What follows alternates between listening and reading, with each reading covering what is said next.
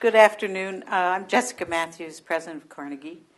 Those people who made the mistake of leaving thinking they've learned everything that today had to offer have made a terrible mistake, because we have with us Bob Hormats now, who knows as much about energy, climate, and the broader economic picture in Asia and in the world as anyone. As I think all of you probably know, he has just recently finished serving as in the State Department in charge of energy economics. Let me get the title right. Energy, economic growth. So economic, energy, and environmental affairs under Perfect. Secretary. Perfect. He is currently vice chairman of Kissinger Associates. He, before that, was vice chairman international at Goldman Sachs. And before that, he and I, 1,000 years ago, were colleagues on the National Security Council staff. And for many administrations in Washington, Bob Hormats has been Mr. International Economics for so many presidents and secretaries of state that they're past counting. He's also served as deputy U.S. trade representative. So he's covered the entire landscape of international economic and energy affairs, and we are really lucky to have him today. So, Bob, I thought maybe we begin by asking the broadest question, which is how real are the prospects for U.S.-China real cooperation on energy, as opposed to maybe skin-deep cooperation as we look ahead? Great question. First, I want to thank you and the Carnegie Endowment for inviting me, and I want to say from a personal point of view, your leadership of the endowment has been phenomenal over decades, and I won't go further. 18 years is long enough. Almost 2 decades. Almost 2 decades. But it's been terrific, and you've done fabulous things here, and so it's a real pleasure to be here, and especially to be with you on this panel and participate in this discussion. The question's a very good one. For a number of years, we have tried to develop within the context of broader Chinese relations between China and the U.S. an energy dialogue. When I was in the State Department, we had a discussion with the NDRC. As many of you may know, the Foreign Office of the State Department at the Foreign Office in China never really had an economic equivalent to the Assistant Secretary of State for Economics or the Undersecretary of State for Economics. The Foreign Office in China really didn't do that. Recently, it has put together a position and a structure which focused on this issue, but in the past, it really didn't. And so the dialogue was with the NDRC, which took place between myself and one of the deputy heads of the NDRC on a fairly regular basis, every 6 months or so. So as part of that, we tried to figure out whether there was room for a productive energy dialogue other than just words. And for a while, it was not clear that there was. But over the last couple of years, in response to your question, there has been a very serious effort on the part of the Chinese and the United States to work out areas in which there were possibilities of increased cooperation. And I'll just touch on a few of them. The one that was most obvious, and we saw in the recent Xi Jinping-Barack Obama summit that just took place in Beijing, cooperation on the climate issue. And there had been a lot of friction over this issue in the past, but there was really a convergence in the sense that climate issues, environmental issues, became a very important domestic political issue in China, and that elevated the subject within China and also gave it more visibility in the discussions between the United States.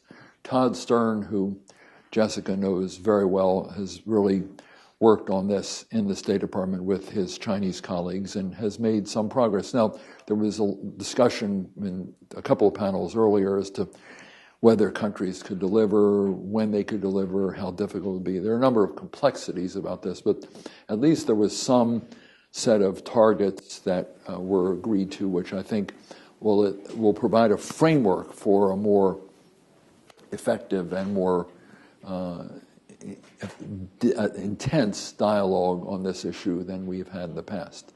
The second issue that has become clearly an important one for both China and the U.S. is the issue of energy security. I mean, there had been in China a narrative that one of the dangers that China faced was that the American Navy, the United States, with its control of some of the sea lanes anyway, could utilize that naval presence in East Asia and the Fifth Fleet and other parts of the world if it wanted to put pressure on China to cut off supplies of oil or natural gas to China in an extreme situation. This was the narrative in China.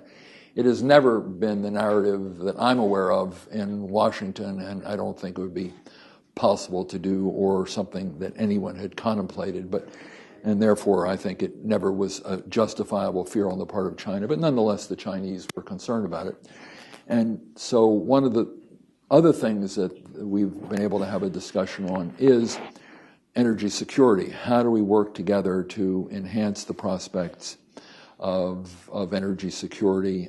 This has been more or less a dialogue without any major substantive results, but the fact that it's being discussed in a more serious way is important, and I think is a step forward to at least confidence building. The third relates, again, back to the first, but at a more granular level, and that is that on environmental issues and on questions of the efficient utilization of energy and some of the new technologies relating to shale and other types of non-conventional energy sources, there has been a greater degree of interaction between American companies and Chinese companies. We've seen General Electric, for instance, what they call eco-imagination, has done a lot of very interesting work in China. So if you go to second and third tier cities in China, there's a lot of interaction between Chinese companies and American companies, particularly with respect to cutting-edge new technologies that deal with cleaner energy and more efficient utilization of energy and new types of energy. This is not a huge dialogue, but it is growing.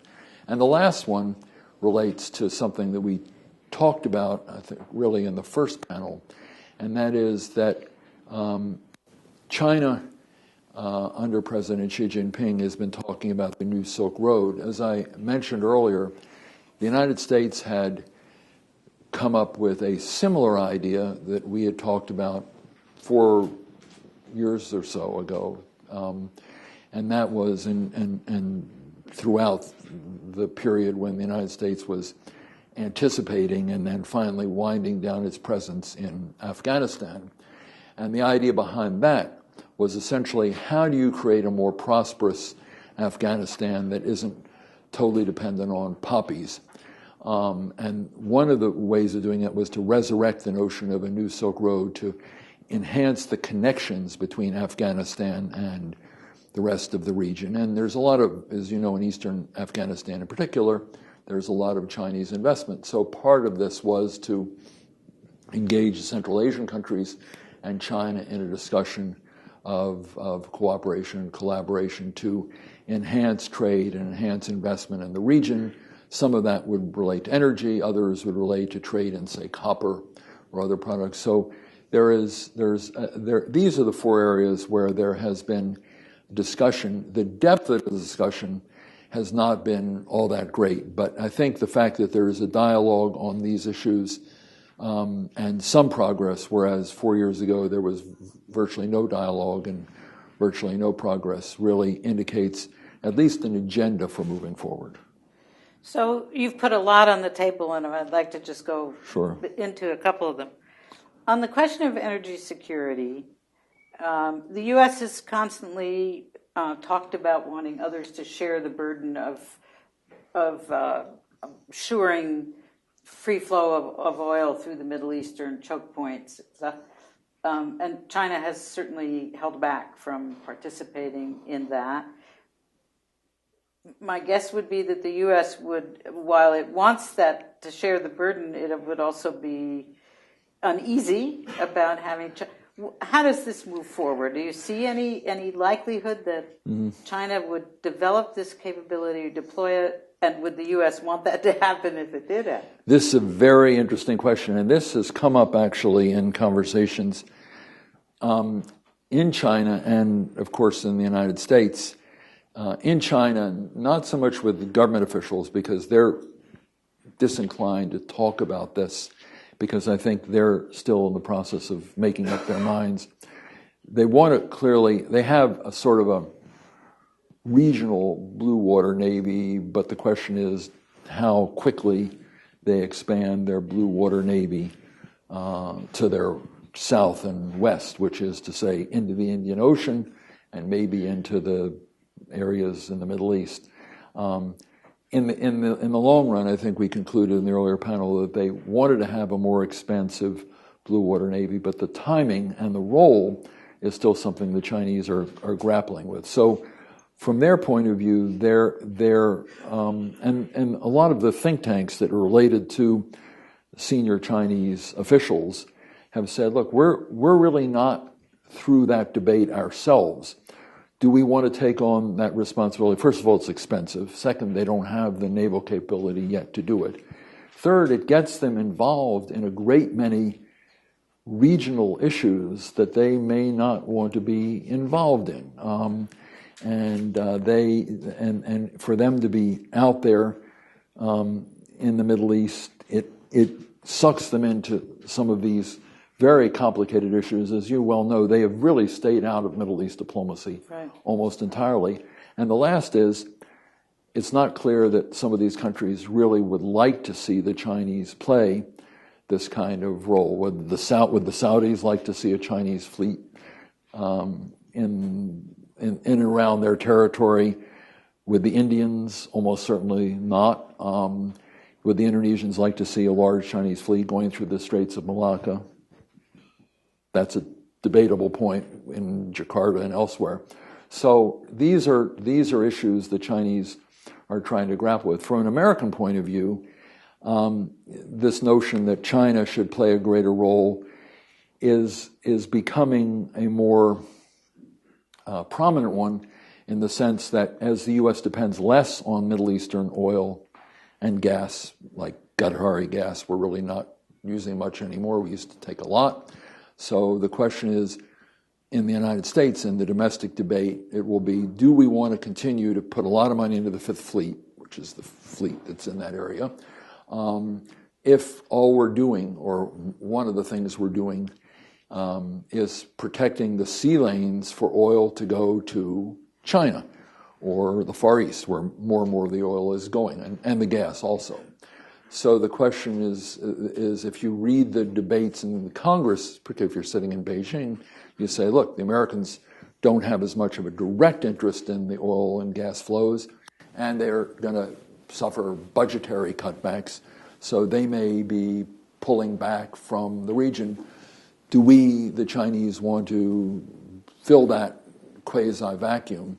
And from an American point of view, then the question is, would we feel comfortable in having the Chinese do that?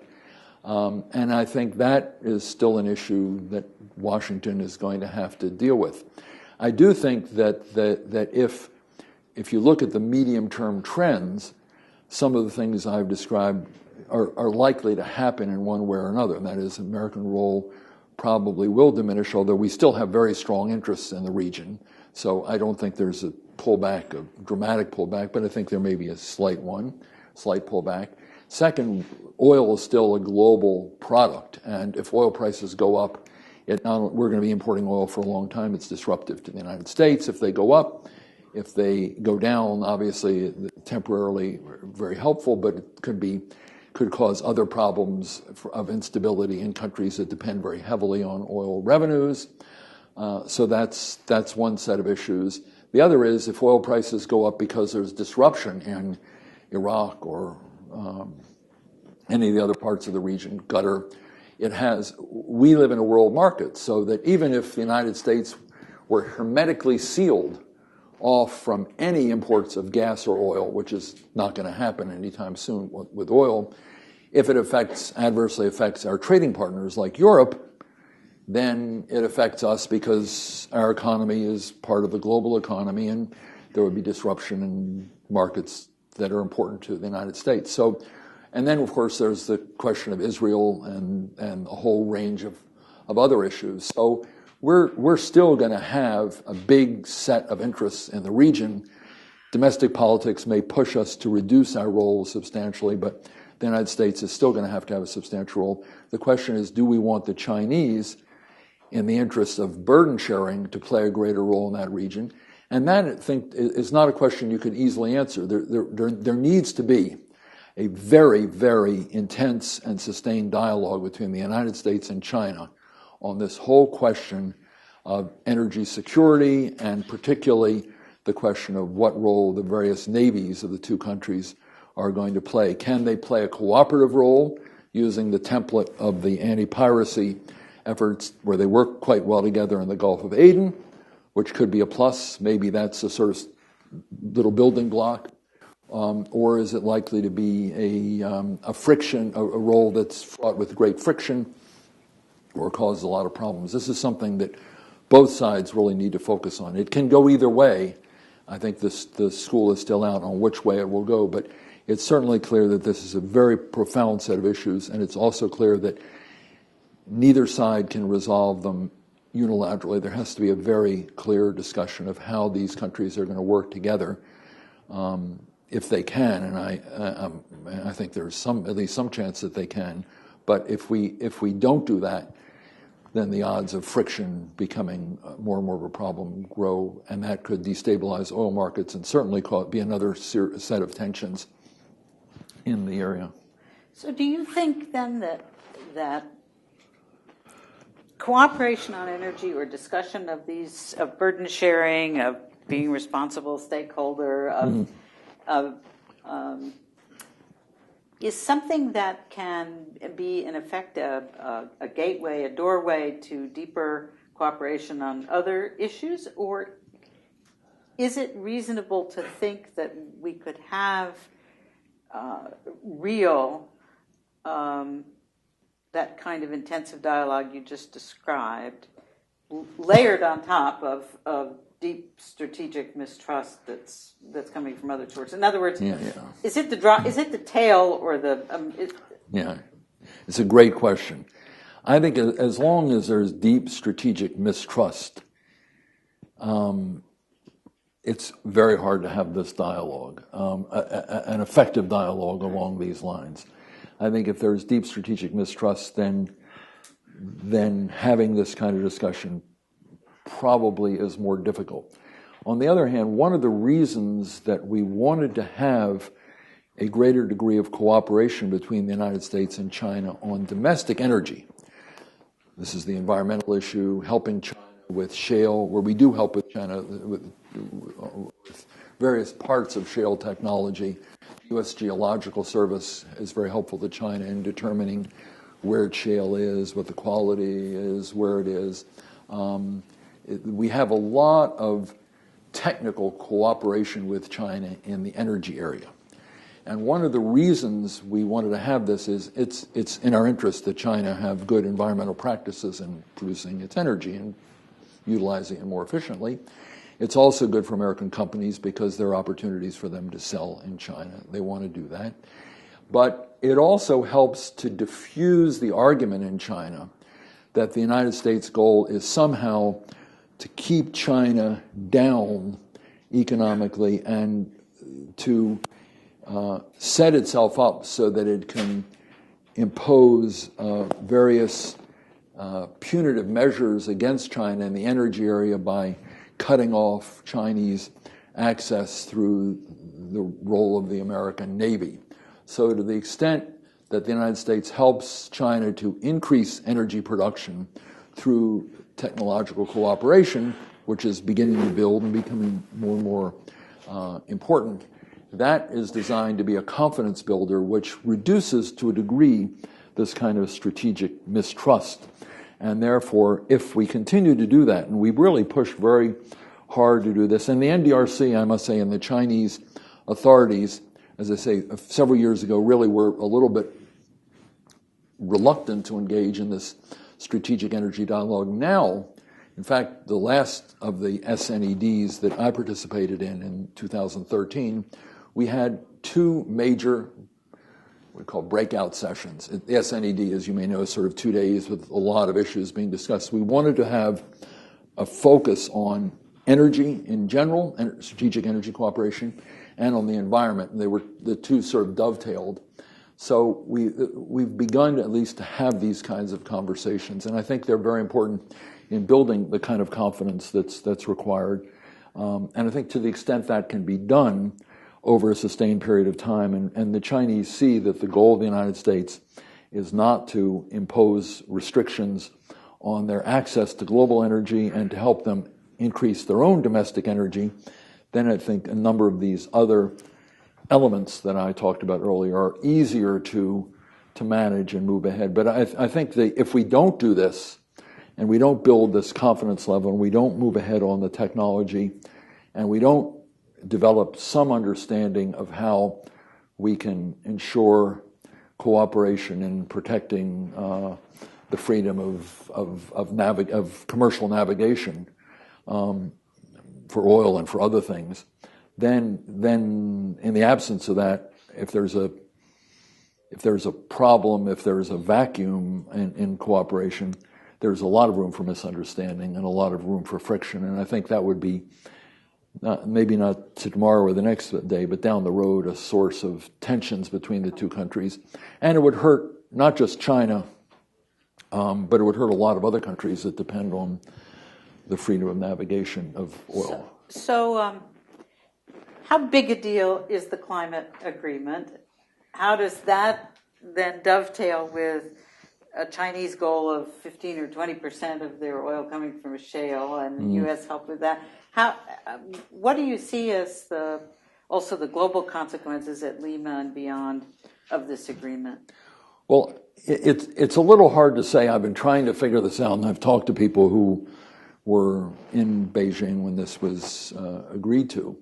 I think it's positive in the sense that it goes, even though it's not an agreement to which both sides are legally bound, it is a target, and that in itself, the fact that the two sides could agree on these targets, even though the challenge of implementing will be difficult on both sides. In China, it's sort of more of a technological challenge. In the U.S., it's getting the politics right to get everyone to do what needs to be done. That I think is helpful. The other is it creates sort of a framework for a lot of more detailed discussions of the various components of this. The third thing that relates back to what I think is really one of the least understood but most important aspects of Chinese domestic economic policy over the last 25, 30 years has been what Zhu Rongji did when he was premier of China, and he negotiated the Chinese access to the WTO. This was very important because there was something, and Deng Xiaoping did it in another sense that I'll get to in a moment, but both of these really smart, thoughtful leaders understood that there were ways of taking international agreements or international measures that were done abroad and utilizing them to lever up policy in China. in the case of Zhu Rongji, one of the reasons he wanted China to be in the WTO was not so much that it would open markets to Chinese goods, which in fact it did very successfully, but that a lot of the commitments China made in joining the WTO, he was able to use internally in China to get reforms in China that would make for a more market-oriented economy. So there were a lot of things that China committed to externally in those negotiations that he used internally to make changes and make reforms. Deng did it in a somewhat different way. He allowed Chinese students to study abroad. And I remember we had a meeting with Deng Xiaoping, and I was, at that point, he was just starting the reforms. So I mentioned, well, the reforms seem to be going very well. This is right at the beginning, about 2 years after his trip to China, to southern China. And he said, just wait, he said, we have 10,000. That's how many were, 10,000 Chinese students studying abroad. When they come home, they'll change China.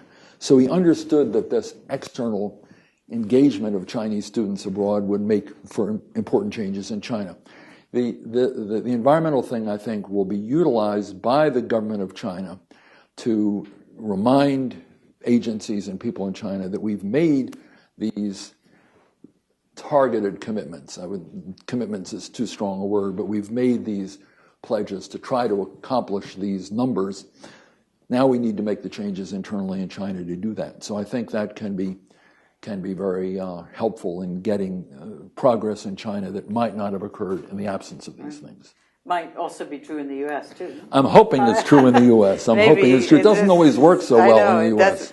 The Chinese have made it work reasonably well. In the U.S., sometimes so, like Law of the Sea, where we make this commitment. We still, how many years since Elliot Richardson? You were involved in that. You were doing this. Yeah. I mean, how many years ago? God, this was 1977. Yeah, we need it more and more now because one of the things the Russians, and we don't talk about this much, but they're going to start staking out a lot of claims in the Arctic as the Arctic ice melts.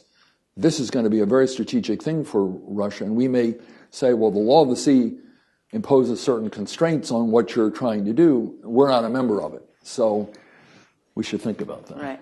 So I'm mindful of not using up all our time in this conversation, but one last question, because you brought it up. What do you make of how ought we to think about the Russian-Chinese two gas agreements? How much underlying convergence of interest is there? Is this a marriage of convenience, a deal of convenience? Is this just a slap in the face of the how do we think about it? Yeah. I like to look at oil. When you try to analyze oil, it's oil's is technological issue. It's an economic issue. It's a geographic issue. It's a political issue. All those factors combine in determining the nature of the oil market, oil prices, and such things. So I think what happened at this point was that let's take the May deal, the first of the deals for this Eastern gas. It comes from the Arctic, by the way, and don't forget Russian technology to drill that gas is under embargo now, so whether that is going to happen at all, certainly it's not happening yet. And that was to take Arctic oil and bring it down to northeastern, gas and take it down to northeastern China. And then there is the more recent deal, this is the Western deal, where there is an existing gas producing area, and that will come into Western China. The fact they had worked, after the first deal, someone said, well, they did this memorandum of understanding. A Chinese, mind you, said to me, yeah, that's true, really great, but we've had 6 of them before. So what happened, I think, at this point was there was a convergence here, that the Russians had concluded that it was going to be harder and harder, even without the sanctions, to sell their gas in Western Europe, in part because gas prices related to oil prices. Europe now had many more options. Qatari gas, which was coming to the U.S., is now going to Europe. a lot of gas, which was going to the U.S. from other places, Algeria, etc., is going to Europe. So they were under pressure, price pressure, and less of a market in terms of size. So they decided they better look for another. And they've been thinking about moving gas and oil to Asia anyway. They were building this pipeline. There was an APEC meeting at Vladivostok, and they were very proud of the fact they were building out this pipeline to sell more gas and pardon me, and oil to the east anyway. And then this new set of sanctions and issues with Europe combined with that. And at the same time, Putin needed a very important political success to show that he was still in charge, that he could still make deals. The Chinese wanted gas and oil for northeastern, gas particularly, for northeastern and northwestern China. So this, and they also had, so put China, Putin was in a less advantageous bargaining position. The Chinese, who had always held out for lower prices because they're getting oil from Turkmenistan and gas and or oil from Turkmenistan and Kazakhstan. So they said, look, we're not going to pay you, the Russians, a higher price than we pay for the Central Asian gas and oil. We're going to pay you a lower price. We to this day don't know what the price is. So it was probably a fairly low price, relatively speaking. So it worked to Putin's political advantage, and it gave Russia another option to move, in these two cases, gas to northern parts of China. So I think it was a reasonably good deal politically for Putin, and it also gave him a broader market. For China, it gave them supplies that they needed because they're diversifying their sourcing and probably got it for a very cheap price. All right, let me open, there's so much to talk about, but let me open the floor if whomever would like to. Yes, right there. Hi, Ken Meyercourt. Isn't the reason we insist on maintaining military bases in Afghanistan to improve our strategic position with regard to Central Asian Which oil and military gas? bases? Huh? Well, In Afghanistan? Excuse me? In Afghanistan? Yeah, what'd I say? Yeah. Afghanistan. Yeah. Sorry, I missed the end. Okay. Isn't the reason we insist on maintaining our military bases in Afghanistan to improve our strategic position with regard to Central Asian oil and gas? Not really, no.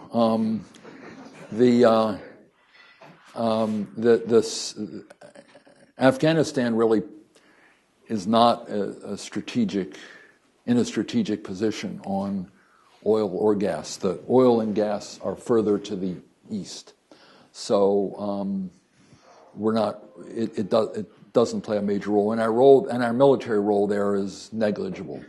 So that's really not part of our Afghanistan strategy. The point about Afghanistan is that they really don't. I mean, they have some natural resources, but oil and gas are not major natural resources for them. It's mostly minerals, and the idea was to help them to develop to get investment, and B, to be able to sell their minerals. Copper is a good example. Sell their minerals in the region and also to China. China has a big investment in a copper mine yet to be mined in Afghanistan. So the idea behind our economic vision of the future in that region, and that's why we talked about the new Silk Road strategy, was to have Afghanistan be what it really was in Silk Road times, a sort of a hub, so that it could buy and sell products in East Asia and serve as a conduit for goods going back and forth between Central Asia and perhaps Europe, or at least South Asia, Central Asia, and Europe to the Far East. So that the oil and gas, the strategic role of Afghanistan in oil and gas is a very limited one indeed. Yes. I have a question. that the oil price now is going down, and it brings opportunities for the Asia market, the LNG price, and also the natural gas price. And the Asia market has long time have the premium of the natural gas. And if the Asia countries wants to establish its own natural gas hub, so how will the U.S. be responding? So are there any possibilities for the cooperation between U.S. and China in this point? Thank you. It's a very interesting question. Excuse me. The United States so far, I mean, I think one of the advantages of what's happened in the oil and gas market now is that it does give China and the rest of the world greater diversity of supply access. In other words, it's not only that a lot of Middle Eastern It's not only that a lot of Middle Eastern oil and gas that used to go to the U.S. is going to Europe. Some of it's going to Europe, but more and more of it now is going to Asia, as you correctly point out. And I think there'll be. We have these little hubs in the U.S., like Henry Hub, places like Cushing, where you have sort of areas where the price is set. You will have, perhaps in China, not for the same reasons, but more and more of a market for LNG. We don't have that yet. Pipeline gas is dedicated gas.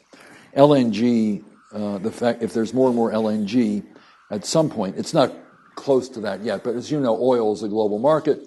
You get the oil on a boat, and it can be sold 2 or 3 times between the time it leaves Saudi Arabia and the time it gets somewhere to the Pacific. LNG isn't at that point yet, but if there's more and more LNG, there'll be a more efficient market, and there'll be more suppliers and more users of the LNG. And I think that's good for China's strategy, because China has a diversification strategy. They have piped oil and gas from Central Asia. They have the oil and gas that's coming up from Myanmar. Myanmar produces gas, not so much oil, but there are 2 pipelines being built up to Yunnan province from Sittwe on the western coast of Myanmar, which can take oil and gas from the Middle East. Doesn't have to go through the Straits of Malacca. It can go right up to Yunnan province, and then it goes into a Chinese pipe or pipes. So there are lots of options that the Chinese are now utilizing in order to diversify. And people say, well, they've got these 2 big Russian deals, but they're smart enough to know they don't want to be too heavily dependent on any one country either. They have these A, B, and C east-west pipelines. They're going to build another one. They want to be more diversified. They understand what happened to Europe. They have read very carefully that Europe was very heavily dependent on Russian gas, and Russia, for a time, used that leverage quite effectively. Europe's now has more options, and that the Russians can't do that to the same degree. And I don't think the Russians would really have been able to do it to too great a degree in China anyway. But the Chinese don't want to be in a position where any one country has leverage over them, and therefore they're diversifying with pipe gas, LNG gas, pipe gas from Central Asia, the Myanmar route, and the 2 northern routes that I've talked about. And they're going to be getting it from Indonesia. Well, there already are Indonesia and Australia, and not yet U.S. LNG, but it's not impossible that some of that LNG from the U.S. could find its way to China, but it's not. There are no deals yet that relate directly to China. But Canadian gas will go to China, and then you've got the African oil and gas. You look at offshore Ghana, Nigeria already, Mozambique, Tanzania, Lake Albert, maybe some in southern Kenya, Lake Albert gas, and Sudan gas and oil. But where does that go? Sudan stuff can go almost anywhere. But anyway, the Chinese are really focused on diversification. So, Bob, to all the things that you mentioned, you have to add also the possibility, at least, of Iranian resources coming back on the market. Absolutely. So I mean, I know that it's madness to ask you to do this, but because nothing gets people into error more than thinking about predicting oil Iran, prices. yeah. But as you look ahead, I mean, are we looking now at a couple of decades of loose prices, soft prices, and I'm glad you mentioned Iran, because I think that, as I mentioned, oil can be a political commodity. I think some people may have been surprised when, in the last panel, it was mentioned that Venezuela was the number one country in oil reserves. Who can tell me the number one country in gas reserves, natural gas? Just a guess.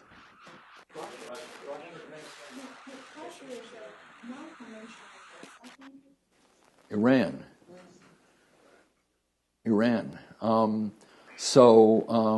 But for a variety of reasons, they're not exporting it, which we know. And they haven't really been able to develop all of it either, for a whole series of reasons, because they've been under sanction for a while, and there are a number of internal destabilizing things in Iran. In terms of production, the U.S. is number one and Russia's number two, but in terms of reserves, Iran's one. So here's the question is, let's suppose, by some modern miracle, Iran did everything the West wanted and all the sanctions were removed, and you had a rational government running the place, then Iran would be a huge player. If you look at little Qatar, look at this little country. It's a major exporter of natural gas. It's that same gas goes across into Iran. So Iran would play a major role. So that's why it's so hard to judge pricing, because so much of it is political. If Iraq were to resolve all the problems with the Kurds and get rid of ISIS and have a good government, which it hasn't had for some time, it would be a much bigger producer of oil. If Libya, and Libya is just going the wrong way at this point, were to have a rational government and rational energy policy, it would be able to produce a lot more energy and export it.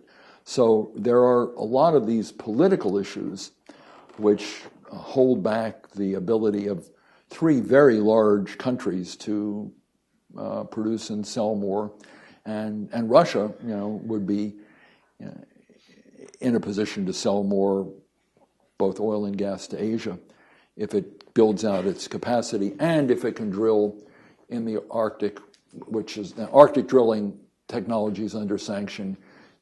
Very deep water drilling equipment is under sanction, which relates to Sakhalin and other places, and shale, and really sophisticated shale technology. So all these potential Russian greenfields investments, which could be producing a lot more energy a decade from, or less than a decade from now, are going to, in addition to the negative investment environment, are going to find it very difficult to get going. So a lot of the opportunities for production and exports are constrained not by technology per se, and not by geology, yeah, but by politics. And on geology, one of the points that I think is missed on China has, I think it was mentioned, say 10%, pardon me, roughly of the shale in the world. I think it actually probably could be even more. But the problem is, it's not. They need the technology. It's much deeper than most American shale. But the other thing about the United States is, if you look at who the precursors, the really innovative players in the shale industry were, they weren't the big companies initially. They were small and medium-sized companies that went in with this new technology and developed shale. The big companies came in later. So if you really want to do this in a sort of creative way, you need smaller companies, at least in the United States. They played a bigger role. The other thing is, we had years and years and decades of information about what was below the ground in the United States. That information was available, just that we didn't have the technology to do this horizontal drilling as efficiently, or know where to stick the holes as efficiently. Now we do. So it's not just the technology, but that backlog of information that was accrued in the United States. The USGS has this, some companies had it. So when the technology became available, these smaller companies said, hey, now we know how to do it. We know where the stuff is. We have beautiful seismographic maps that'll tell us.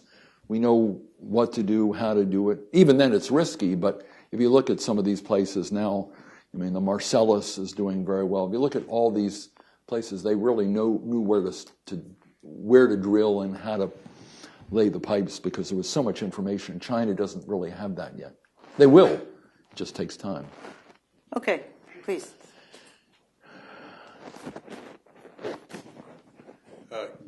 Given the very large natural gas resources that you've just talked about, if more and more of these resources were to come into production, what would be the price consequences, and how would a possibly lower price due to increased production affect the economics of U.S. production of shale gas?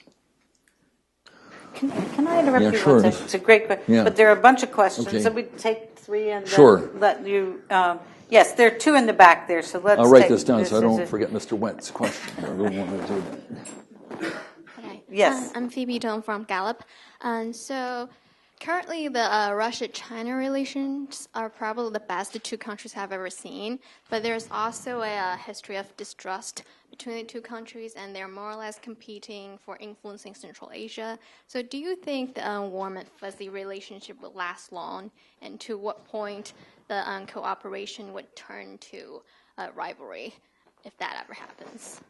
Thanks. And then there was another one back. Please go ahead. Thank you. Yeah.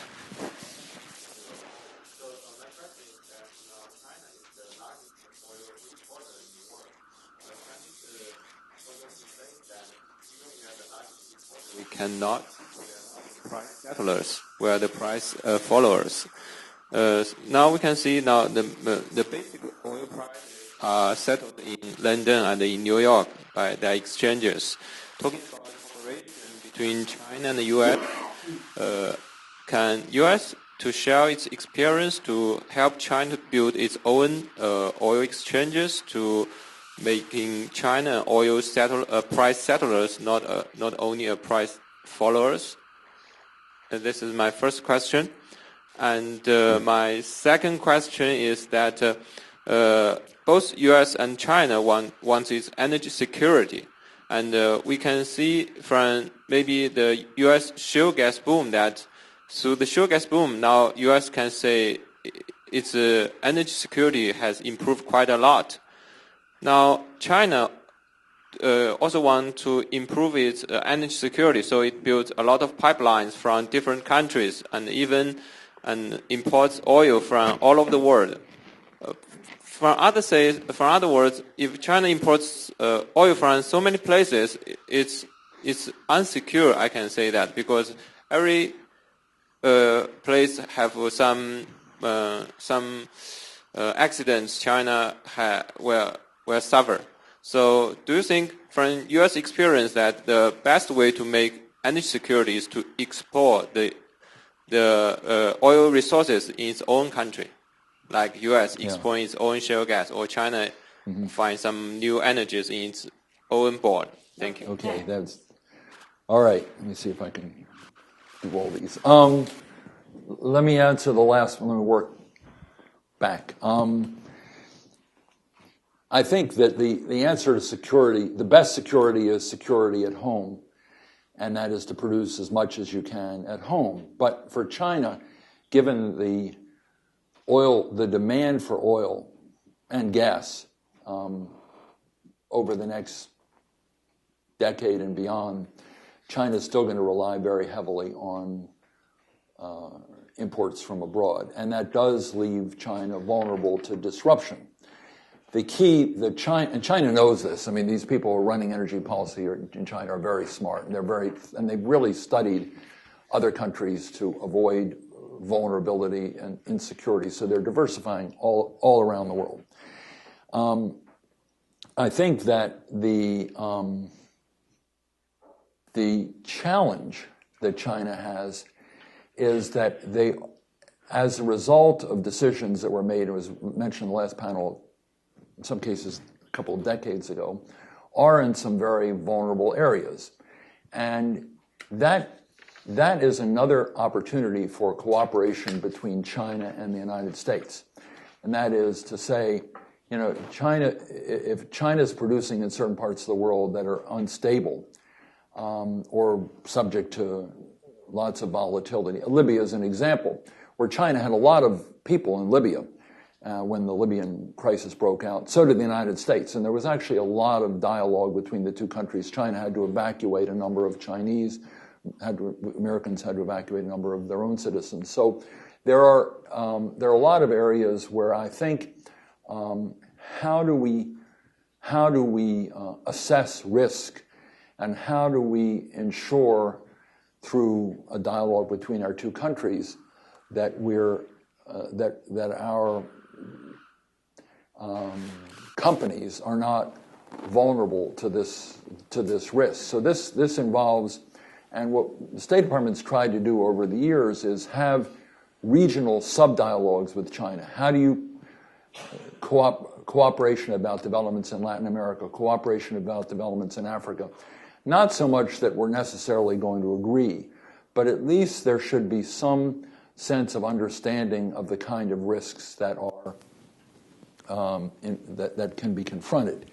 And one of the things that's very important is there are various international codes about transparency and about good corporate practices for overseas investment.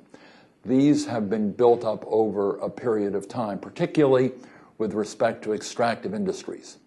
And these are international codes. They're not written in Washington. They're not written by the United States. They're developed by a number of countries in cooperation with companies that say the following: a greater degree of transparency is good. What are good corporate governance practices for extractive industries in emerging markets?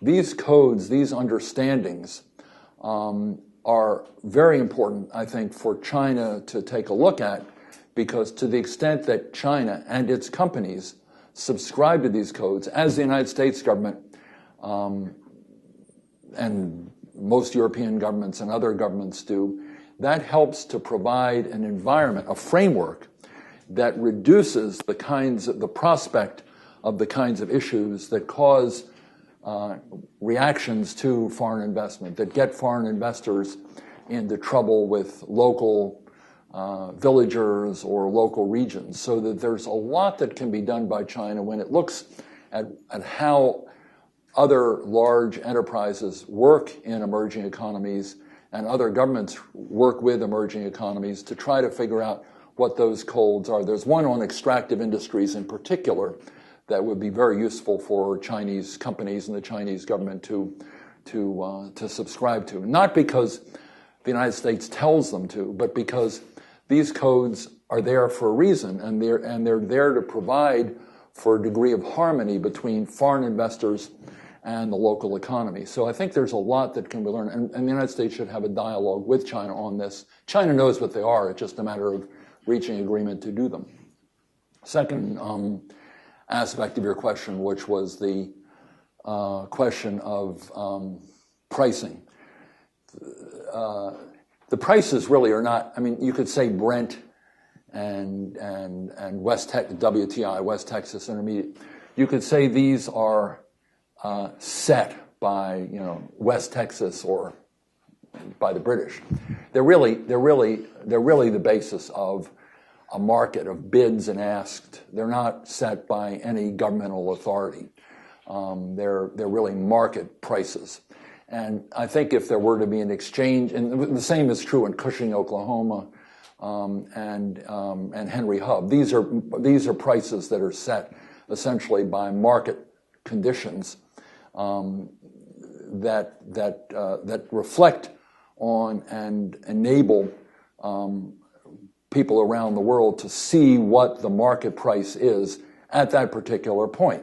Brent, West Texas Intermediate are prices that are looked at around the world and have an effect on other prices. Not all the prices are the same, but many of them operate on the basis of spreads, of margins to WTI or Brent. So if Brent's X, some oil will sell at X plus 20%, a premium to Brent. But it's based on, to a large degree, on market forces. So I think that so there's no reason why Shanghai couldn't play that kind of role and have a market of its own for traded oil or traded natural gas. It's complicated because you really have to. That many of these places have a lot of experience in running these markets, but I don't think it's a discriminatory thing. And I'm sure that, for instance, in the United States, we have a stock market, we have a commodities market in Chicago, we have stock market in New York, there are stock markets all over the world. So there's room for various markets that set prices for various types of energy products, and there's no reason why China couldn't have that. And I expect over a period of time there will be a commodities market of some sort, a substantial commodities market, or maybe two in China. The third, Russian-China relations. It's a really interesting question, and I think one of the reasons the Chinese have been very reluctant to get too heavily dependent on Russian energy in the past is because they're aware of the history that you have described earlier on. And, in fact, when the United States was normalizing relations with China during the Nixon administration, one of the concerns that China had at that point was that there were 42 Russian divisions, as you recall, on the Russian side of the border. Now, it was not clear what those divisions were doing there, but it didn't add comfort to the view of the Chinese leaders at the time to have them there. So there has been a history, as you perfectly well described, of friction, the Ussuri River, a whole range of things. I think now relations are a lot better because the prospect of this kind of geopolitical tension is not likely to lead to any hostilities or anything like that. I mean, there can be differences of opinion, but I think both sides have an interest in getting together on a lot of things. But it's also true that they don't necessarily see the world in the same way. And for instance, Ukraine, China has been very, very adamant about other countries intervening in the affairs of other countries. Russia, Crimea, Russia, Eastern Ukraine. That's not a comforting precedent for China because they've made a big point of non-intervention. So they don't always see the world in the same way. Part with respect to oil and gas, as I said before, the Chinese wanted to get Russian oil and gas, but they wanted their price, and they weren't going to pay more than the price they can get oil and gas from Central Asia, Turkmenistan, Kazakhstan, etc. So the fact is that they're probably going to be working more closely together, but they're not. And the other thing about the Chinese is they may be willing to make more investments in Russia, but they're not giving that money away. They want to see a return, and they're going to be very sure that the Russians do what the Russians say they were going to do. So the Chinese, it's not as if the Chinese are giving the Russians a grant of a large amount of money and saying, do with it what you want. They're going to be, to the extent Russia depends on Chinese capital, China is going to be very vigilant about that, how that capital is used. And so far, even for the first deal, the May deal, to my knowledge, no money has actually changed hands yet, because I think the Chinese want to see that the Russians have the capability of doing that Arctic drilling to bring that gas into eastern China. And that's not a foregone conclusion that they'll be able to do that anytime soon, particularly with the sanctions. So the better relations, yes, but still a number of areas where there'll be very significant differences of opinion.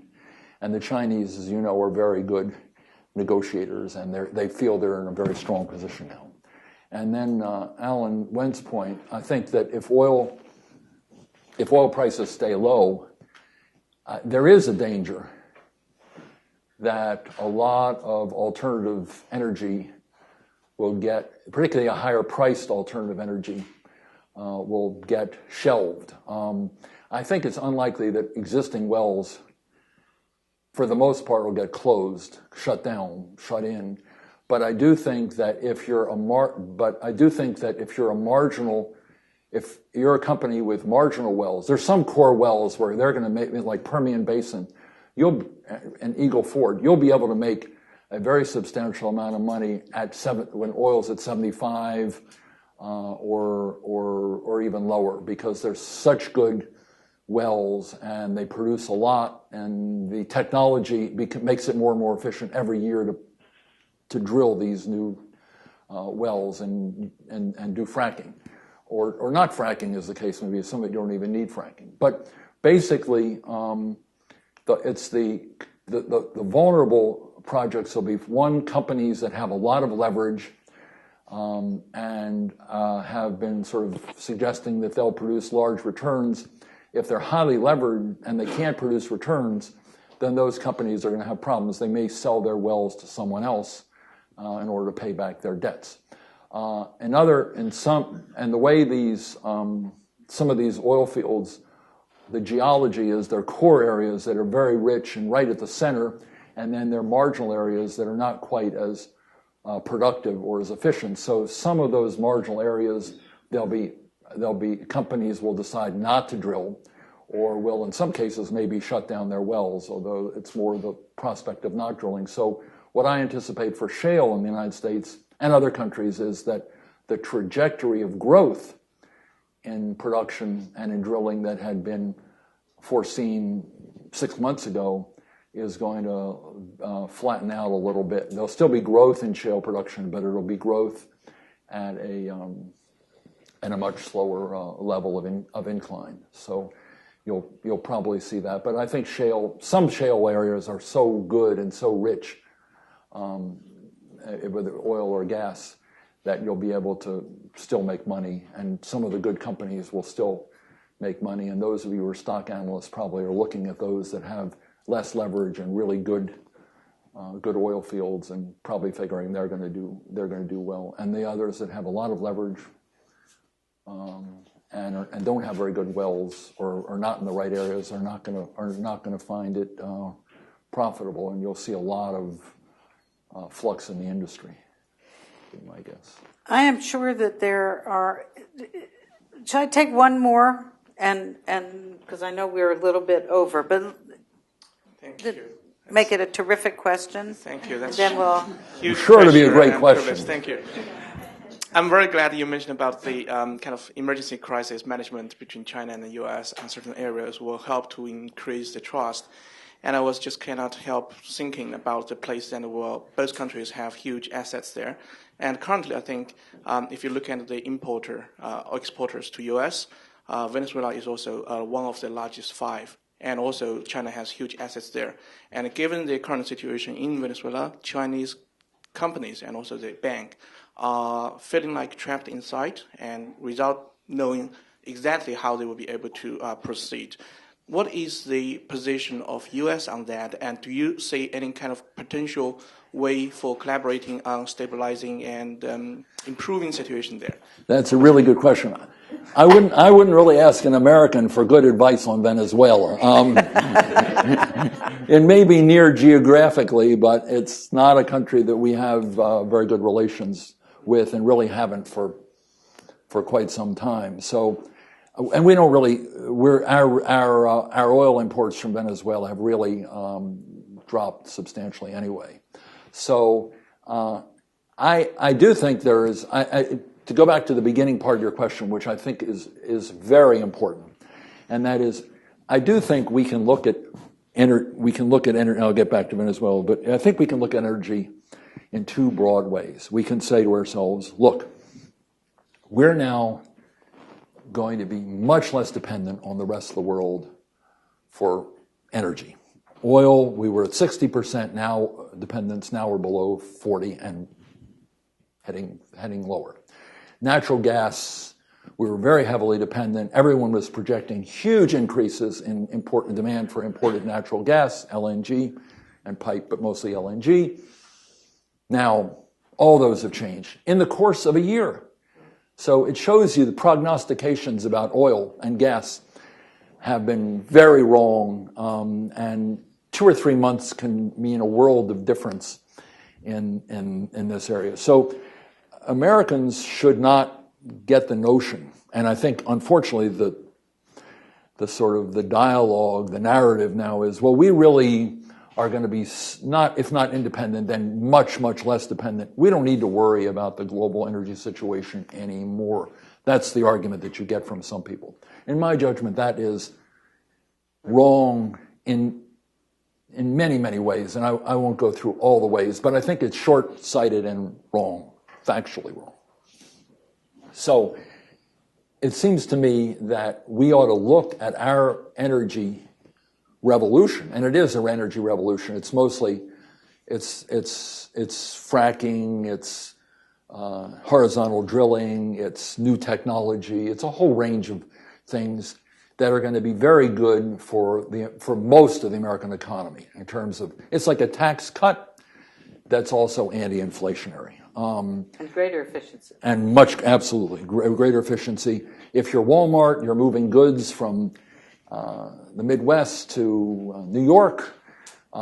If you're Dow Chemical or DuPont, if you're a consumer, I'll give you an example. I know a guy who has a chain of hamburger chain, Burger King. And since oil prices have gone down, he's noticed that sales have gone up. So it's interesting. This is going to have, if you take the two big energy crises, we were talking about that earlier, the 73, 74, and after the fall of the Shah, 80, 81, these big increases in price really adversely affected the American economy enormously. They were like a huge tax increase. They were inflationary and they were a tax increase both. This is disinflationary. I don't want to use deflationary. That has a different connotation, but it's disinflationary as it lowers prices for a very important product. And it's a tax cut because more people have more money to spend or save on other things. So it's good, unless you're certain sectors where it's not so good. But the part of it about the international is very important, and that is we should see this as an opportunity for constructive global energy engagement from an economic point of view and from a geopolitical point of view as well. And that means we're going to be exporting more LNG. We have a number of projects that have already been approved by the Department of Energy and by FERC. There'll be more. They'll come gradually, but they're coming along. So we're exporting LNG to various parts of the world now. This is lower 48. Alaska is a different thing, but lower 48. So this is going to continue. Oil, we have, as you know, since 1973, we've had a restriction on selling oil, but we can sell condensates, and now condensates are going to be sold. And there are those, particularly with lower oil prices, who are going to say, well, this is a time to allow more. This is still going to be debated, but the lower price makes it a little less intense kind of debate, but it'll still be a debate here.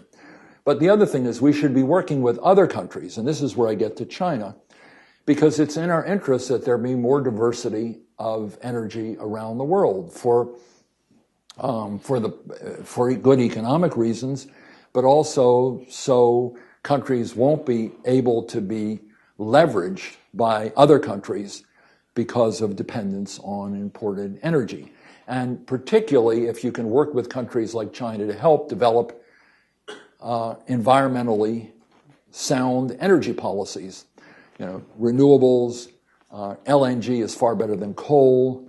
There are a whole lot of things that we can do and are in fact beginning to do with American technology that helps China develop its own resources. It takes less pressure off the global markets, and it also, to the extent all these things are better environmentally, it helps to achieve environmental goals. Part of the argument that we make is, well, we're not going to take tough environmental policies at home unless other countries do that as well. Well, here's an opportunity with American technology to help China to develop technologies that reduce its emissions of CO2 and other particulate matter. That CO2 is not the only one. There's other particulate matter that we actually have had dialogues with as well, on China with as well. So there's a lot of opportunity here for us to do this. And we need, also very importantly, to have a really important strategic energy dialogue with Europe. So Europe can't be leveraged by one particular supplier of natural gas. And therefore, to the extent we can help Europe to diversify its supplies of energy from various parts of the world, it reduces a geopolitical risk. And it does strike me that we need to have a U.S.-European energy summit or North American-U.S. energy summit to help strengthen transatlantic cooperation on energy. But we ought to enhance our energy collaboration with China. It helps to reduce the concerns that I mentioned earlier that China has about what are America's motives in the energy area, and therefore helps over a period of time to enhance prospects for cooperation on navigational issues. So I think this is an opportunity for creative engagement with the rest of the world in America's national interest, because we're not an island in this world, in the energy area or any other area, but also because it can be a new element in our diplomacy that strengthens cooperation from an economic, energy, and a sort of geopolitical point of view. So I see it as a great opportunity. Turning inward would be very bad policy and a very bad signal to the rest of the world. Far greater engagement, utilizing what we know, because part of our advantage is not just that we've got the energy. Part of our advantage is we've got really good technology, a lot of experience, and a lot of people who can enhance opportunities abroad also.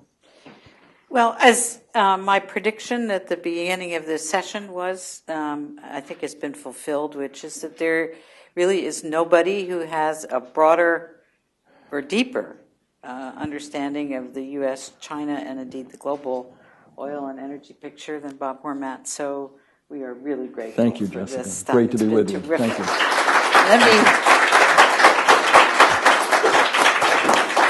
Let me give Debbie Gordon the last word. Yes, I just wanted to close by, first of all, very much thanking Bob and Jessica. I think that this was an excellent conversation. I mean, I do this for a living, and I was totally there making a lot of notes, which tells you a tremendous amount. The video that we're doing will be posted online, so feel free to watch it again, but feel free to share it. This conversation deserves to be shared with, whomever you know, and any part of it should be shared. Very stimulating conversation. I think, could go on all day, I venture to say. But stay tuned for more. Stay dry, stay warm, and have a very happy holiday season. Thanks.